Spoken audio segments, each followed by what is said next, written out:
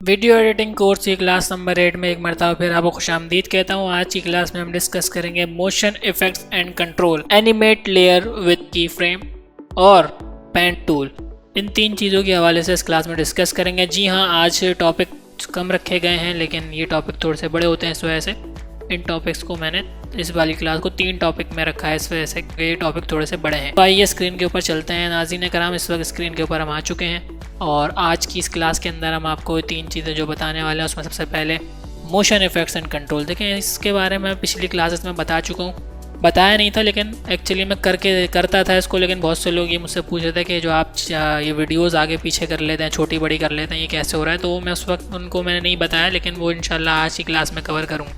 जैसे कि इस वक्त आप देख सकते हैं, तो स्क्रीन के ऊपर जो मेरी प्रोजेक्ट की प्रीव्यू विंडो है के अंदर आप देख सकते हैं ये वाली वीडियो चल रही है। ठीक है नाज़रीन, अब फॉर एग्जांपल मैं इस लेयर को उठाता हूँ और यहाँ पे इसके ऊपर ले आता हूँ। ठीक है, इसको आगे ले आगे मिला देता हूँ। ठीक है, तो आप ये देखिएगा कि ये इसके ऊपर, क्योंकि अब वो वाली लेयर नज़र नहीं आ रही क्योंकि इसके ऊपर ये वाली लेयर आ चुकी है। लेकिन अब फॉर एग्जांपल अगर मैं इसको देखना चाहता हूँ तो मैं क्या करूँगा, देखें इस जगह पे आप आ जाएं, ये हमारा effects and control, motion effects and control का पैनल होता है। ठीक है, अब आप देखें इसको मैं कैसे छोटा करूँगा। यहाँ पे स्केल जो मुझे दिया हुआ है, देखें 100 है, इसको देखें मैं जैसे ही पीछे करूँगा पकड़ के ये छोटा हो रहा है। ठीक है, बाय द वे इसको आप जो है इस 100 को क्लिक करेंगे तो इसके ऊपर आपको एनेबल हो जाएगा राइटिंग का, तो आप 50 कर दें तो ये तब भी छोटा हो जाएगा। लेकिन मैं इसको यहाँ से छोटा बड़ा करता हूँ। जैसे ही आप इस पर क्लिक करेंगे तो और फिर माउस से आगे पीछे करेंगे तो ये आपका छोटा बड़ा होगा। ठीक है, ये इससे हम छोटा बड़ा कर सकते हैं इस स्केल से। ठीक है,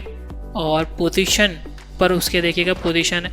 अब इस पोजीशन से क्या हो रहा है, देखें अब जैसे ही मैं इसको आगे पीछे कर रहा हूँ तो मेरी जो वीडियो है जो जिसको मैंने सेलेक्ट किया हुआ है वो देखें आगे पीछे लेफ़्ट एंड राइट की तरफ जा रही है। ठीक है, और इसके बराबर में जो पोजीशन में के बराबर में जो दिया हुआ है जो 720 लिखा हुआ है, इसको जब आप मैं इसको आगे पीछे कर रहा हूँ तो मेरी जो वीडियो है वो अप एंड डाउन हो रही है। तो इसके मदद से हम जो है अपनी वीडियो को और अपने लोगोस को, अपनी इमेजेस को एडजस्ट कर सकते हैं। जैसे मैं चाह रहा हूँ कोने में आ जाए तो देखें कोने में आ गया, मैं चाह रहा हूँ नीचे आ जाए कहीं तो देखें यहाँ पे आ गया। इसी तरह बहुत से लोग गेमिंग की वीडियोस बनाते हैं तो अपने आप को इस तरह वीडियोस में करते हैं एडजस्ट। और छोटा कर सकता हूँ मैं, लेकिन फ़िलहाल इतना छोटा करूँगा नहीं। ठीक है, अच्छा, और मज़ीद नीचे कुछ चीज़ें देख लेते हैं हम इसके अंदर क्या क्या। देखें रोटेशन की है, सारी चीज़ें इसका मैं आपको नहीं बताऊंगा क्योंकि ये सारी ज़रूरी नहीं होती, लेकिन जो इंपॉर्टेंट है जो आपके काम आने वाली है खाली वो बताऊंगा।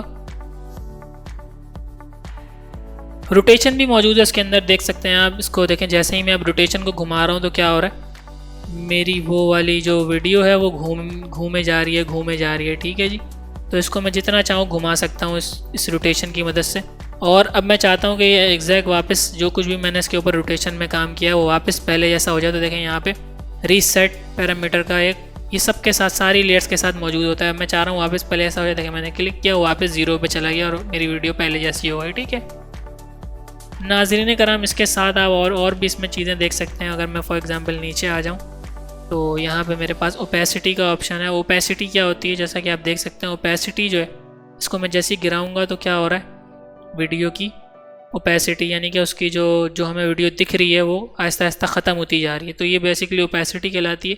जितनी ज़्यादा मैं इसको ओपेसिटी को डिम कर दूंगा उतनी वीडियो मुझे नहीं दिखेगी। और इसको डिम करने के लिए क्या करूँगा, मैं इसकी वैल्यू कम कर दूँगा 100% यानी फुल ओपेसिटी।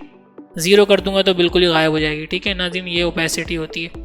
अच्छा, और इसके अंदर चीज़ें देख लेते हैं हम। अब फॉर एग्जांपल ये इसको एक तरह का और तरीका है इसको आगे पीछे करने का। देखें मैं सिर्फ क्लिक के ज़रिए भी, माउस के ज़रिए भी इसको आगे पीछे कर रहा हूँ और देखें मेरी वैल्यूज़ जहाँ से मैं पहला को चेंज करके दिखा रहा था वो चेंज हो रही हैं। तो ये भी एक तरीका है चेंज करने का। अच्छा, अब इसके सेंटर में देखें इस जगह पे ये जो एक मेरा कर्सर देखें यहाँ पे चेंज भी हो गया। ये एक एंकर पॉइंट है यहाँ पे, समझ रहे हैं आप।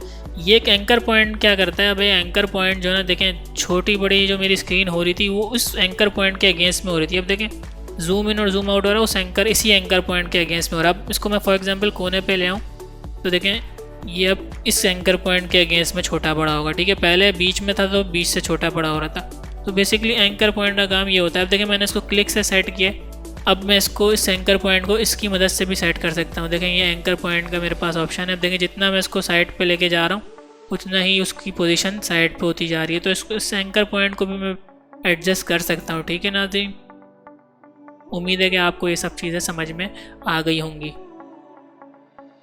इसको वापस मैं इन तमाम चीज़ों को वापस रीसेट करना चाह रहा हूँ। रीसेट कर दूंगा तो मेरी वो वीडियो जैसी पहले मौजूद थी वापस वैसे ही हो जाएगी और मैं इसको अपनी जगह पे ले आता हूँ। ठीक है नाजरीन, तो बेसिकली ये हमारे इफ़ेक्ट्स एंड कंट्रोल का काम है। अब फॉर एग्जांपल इस वीडियो पे देखें, अब इफ़ेक्ट्स एंड कंट्रोल अगर नहीं आ रहे होते हो, ऐसा कुछ आपके साथ आ रहा है, तो ऊपर देखें इस बार में देखें यहाँ पे इफ़ेक्ट्स एंड कंट्रोल का जो ऑप्शन है उस पर जाएंगे तो ये इफ़ेक्ट्स एंड कंट्रोल आपके आ जाएंगे। ठीक है जी। अच्छा, अगली बात अब कर लेते हैं एनिमेट लेयर विद की फ्रेम।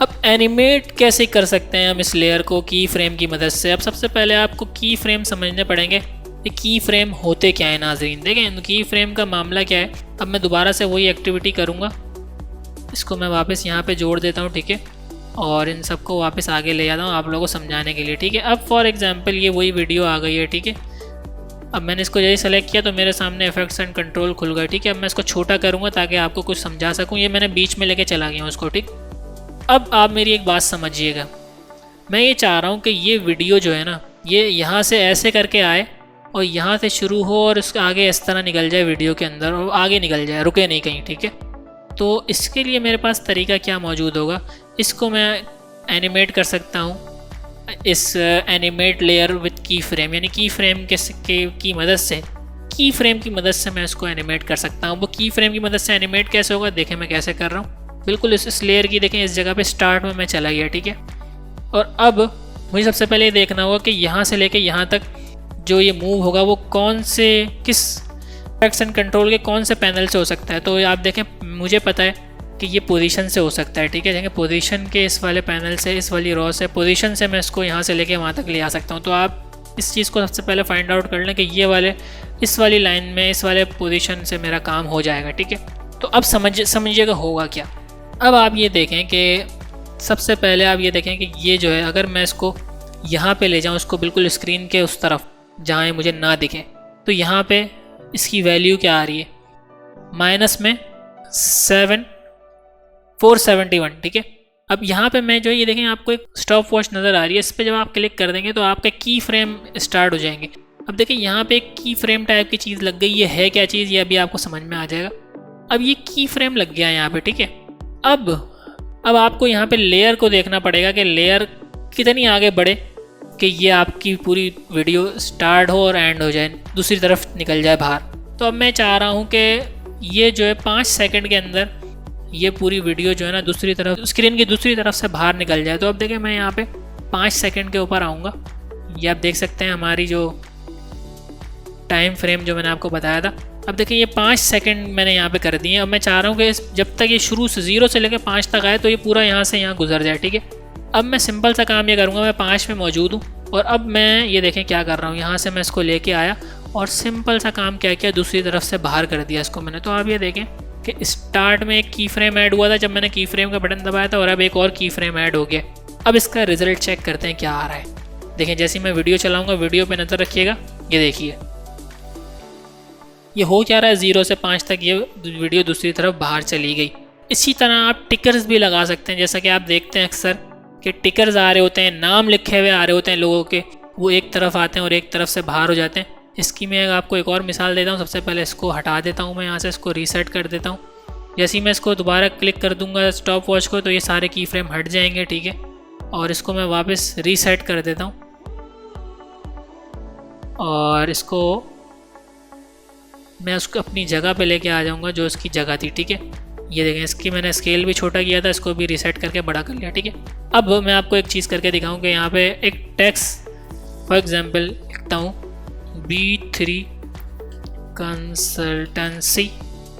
ठीक है, मैंने B3 कंसल्टेंसी लिखा है यहाँ पे, इसका कलर जो है वाइट आ रहा है, इस वजह से दिख नहीं रहा आपको। इसको मैं ब्लैक कर लेता हूँ ताकि आपको दिखे। ठीक है, इसको जैसे ही मैंने ब्लैक कर दिया और इसको मैं जो है थोड़ा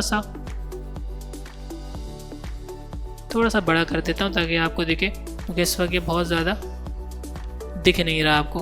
तो इसका मैं फ़ॉन्ट चेंज कर देता हूँ, थोड़ा सा बोल्ड वाला फ़ॉन्ट लगा देते हैं। ठीक है, और इसको थोड़ा सा बड़ा कर देते हैं जैसा कि हम बड़ा करते हैं। ठीक है, अब मैं देखें क्या चाह रहा हूँ, मैं ये चाह रहा हूँ कि ये जो है ये उसी तरह जिस तरह मैंने उस पिक्चर के साथ मैंने सीन किया था कि वहाँ से चलता हुआ और वहाँ से निकल जाए। तो सिंपल सा काम इसके साथ भी मैं यही करूँगा, इसको ले जाऊँगा दूसरी तरफ से बाहर ठीक है, यहाँ से बाहर में ले गया इसको।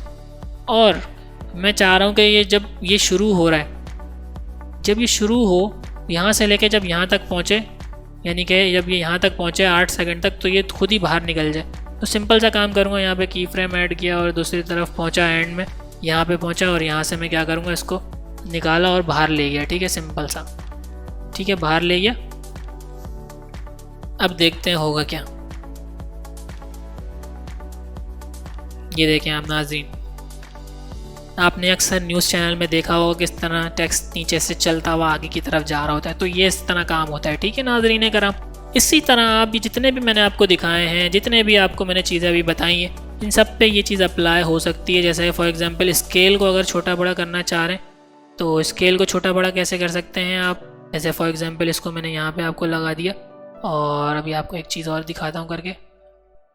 इसको मैं क्या कर देता हूँ, बिल्कुल 0 कर देता हूँ। ठीक है, इसको मैंने स्केल से 0 कर दिया। ठीक है, इसको यहाँ पे की फ्रेम लगाया और मैं चाह रहा हूँ कि ये 5 सेकंड पे पहुँचे तो ये पॉपअप हो जाए।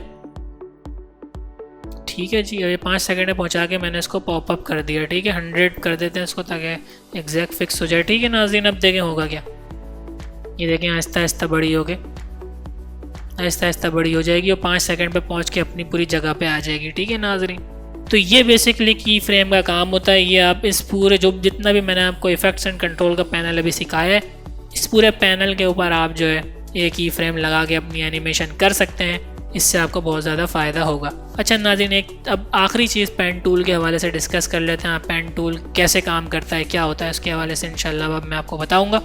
पेन टूल का काम बेसिकली क्या होता है, देखें पेन टूल जो है आपके वेक्टर ग्राफिक्स बनाने के काम आता है। ठीक है, अब आप देखें पेन टूल से होगा क्या। पेन टूल ये रहा। ठीक है, पेन टूल मैंने लिया और यहाँ से मैं क्या किया, सिंपल सी शेप बन रही है और यहाँ पे एक शेप तैयार हो चुकी है पेन टूल की मदद से। देखें ये रही एक शेप। ठीक है जी, ये एक शेप बन चुकी है। अब इस शेप का कलर भी चेंज हो सकते हैं। देखें यहाँ पे मैं आऊँगा, यहाँ पे नीचे आए, ये कलर ग्रे दे रहा है, इसको रेड कर लें। ठीक है, ये रेड हो जाएगा। और जिस तरह का भी शेप आप चाह रहे हैं, अब इसको फ़िलहाल इसको डिलीट करता हूँ मैं। ठीक है, और मैं अपनी मर्ज़ी का एक प्यारा सा शेप बनाना चाह रहा हूँ, तो यहाँ से इंशाल्लाह शुरू करते हैं।